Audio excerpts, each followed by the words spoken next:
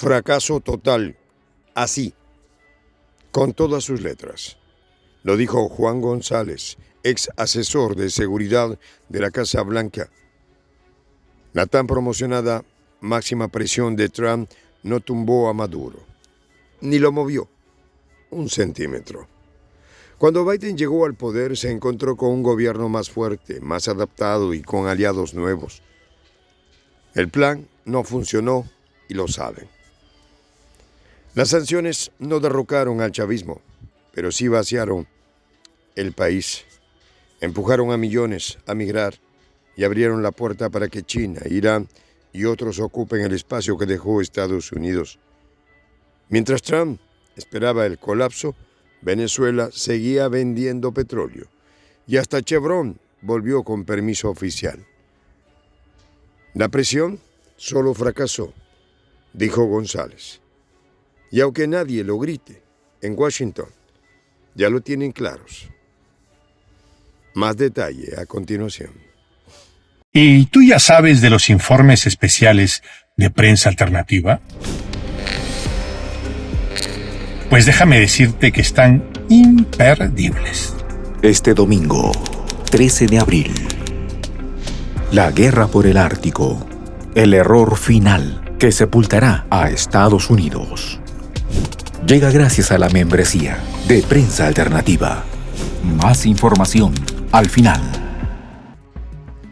Fracasó el plan de Trump.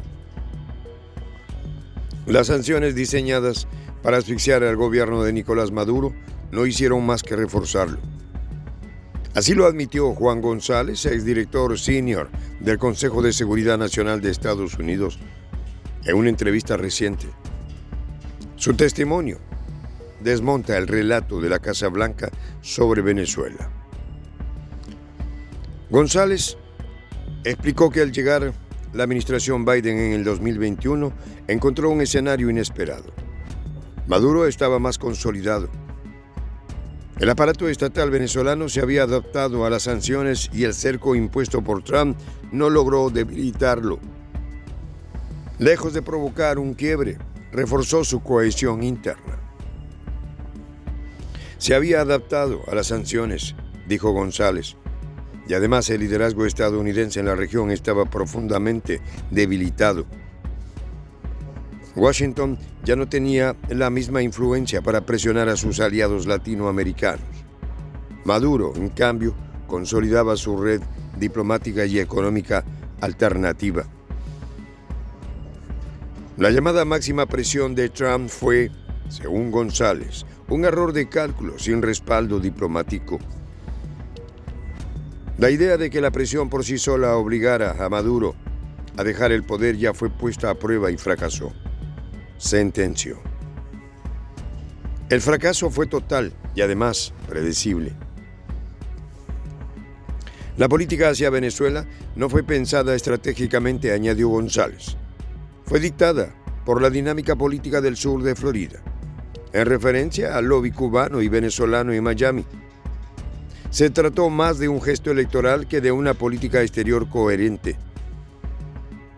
Tras el impacto inicial de las sanciones en el 2019, Maduro logró reaccionar rápidamente, tejió alianzas internacionales, activó redes logísticas alternativas y redirigió la economía. La narrativa de un país aislado, colapsado, bajo sanciones, se desmoronó con los hechos. Una muestra clara de esto fueron los buques iraníes que transportaban petróleo venezolano. A pesar de las sanciones, el crudo era transferido en Malasia y vendido con descuento a China. Cada barril se vendía hasta $40 por debajo del Brent, pero generaba ingreso vital. Las rutas eran riesgosas, pero efectivas. Esa operación reflejaba una nueva etapa del comercio venezolano, una economía sancionada pero no paralizada. El plan estadounidense no previó que actores como Irán o China llenarían ese vacío con rapidez y eficacia. González lo resume como un caso típico de rendimientos decrecientes. Cuanto más sanciones se aplicaban, menos impacto tenía. Y lo peor, se dificultaba cada vez más identificar nuevos blancos que pudieran generar presión real. El enfoque de la administración Trump parecía asumir que un sufrimiento humanitario creciente llevaría a la población a derrocar al gobierno, dijo González. Pero lo que ocurrió fue lo contrario.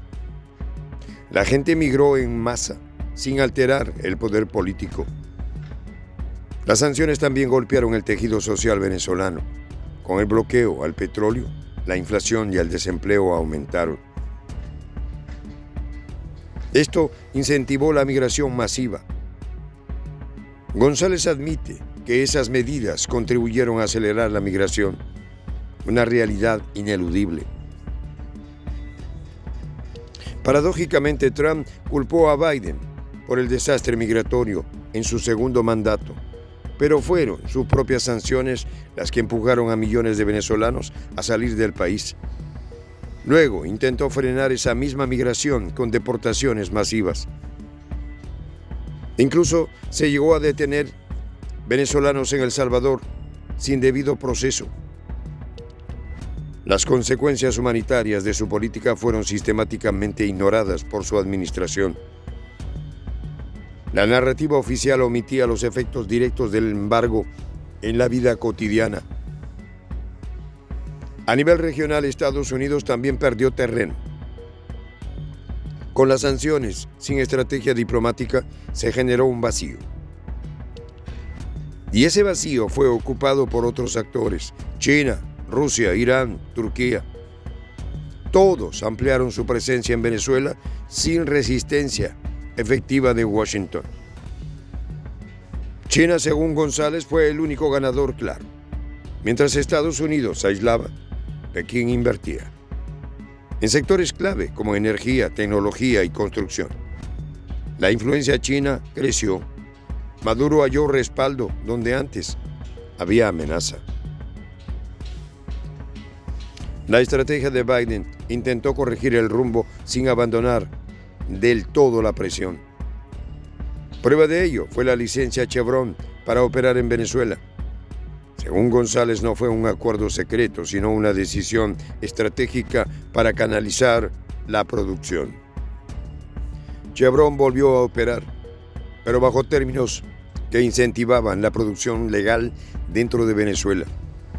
A cambio, se mantenía cierta presión para negociar reformas, una política más matizada, aunque aún limitada en sus alcances. González fue tajante. Las sanciones pueden ser una herramienta útil, pero no son una estrategia en sí mismas. Y lo cierto es que la administración Trump jamás diseñó un plan real para Venezuela. Solo apostó a la caída rápida de un gobierno que resistió. El enfoque estadounidense partió de un error básico. Subestimó la capacidad de resistencia del chavismo y sobreestimó la capacidad de intervención de Washington en un mundo multipolar. Este desfase se reflejó en cada movimiento fallido. Mientras tanto, en Caracas, Maduro reformó su gabinete, fortaleció alianzas militares y reorganizó su economía. El control territorial del Estado nunca se perdió y las protestas, lejos de tumbar al régimen, perdieron fuerza conforme crecía la fatiga social. El liderazgo bolivariano ganó legitimidad dentro de sectores populares que rechazaron el castigo colectivo que significaron las sanciones. Las bases se cerraron en torno a un discurso de soberanía y resistencia. La presión externa solo reforzó esa identidad. Hoy, incluso adversarios moderados reconocen que la presión sin diálogo fue un error. Los acercamientos recientes entre funcionarios estadounidenses y venezolanos reflejan ese cambio y lo hacen en silencio, sin admitir públicamente el fracaso. Lo cierto es que Trump, con su estrategia de cerco total, no solo falló en Venezuela, Dejó un precedente que debilitó la credibilidad de Estados Unidos en América Latina. Y en ese vacío, otros actores construyen nuevas alianzas. En suma, el plan no solo fracasó, reforzó al gobierno que intentó derribar, aceleró la migración que hoy repudia y erosionó la influencia de Washington en su propio continente. Y lo más irónico es que ahora Estados Unidos lo admite. Este domingo, 13 de abril, mientras Trump pelea con todo el mundo, Rusia y China preparan el golpe que acabará con la hegemonía de Estados Unidos, el movimiento geopolítico que sellará el destino de la potencia del norte. Acompáñanos a ver la guerra por el Ártico, el error final que sepultará a Estados Unidos. Llega gracias a la membresía de Prensa Alternativa. Para ayudarnos a continuar haciendo estos videos, puedes presionar el botón Unirme y hacerte fundador de la Patria Grande. Soy el J, Juan José del Castillo, director del canal Prensa Alternativa. Si quieres ser parte de la comunidad de la Patria Grande, suscríbete a nuestro canal. Si es que quieres que te lleguen las notificaciones cada vez que subimos un video, activa la campanita. Si quieres apoyar a nuestro canal económicamente, puedes hacerlo a través de PayPal. El enlace está en la descripción del video. A nombre del equipo de Prensa Alternativa, me despido con esta expresión en el quechua milenario, Tupananchis Kama, cuya traducción es hasta volvernos a encontrar.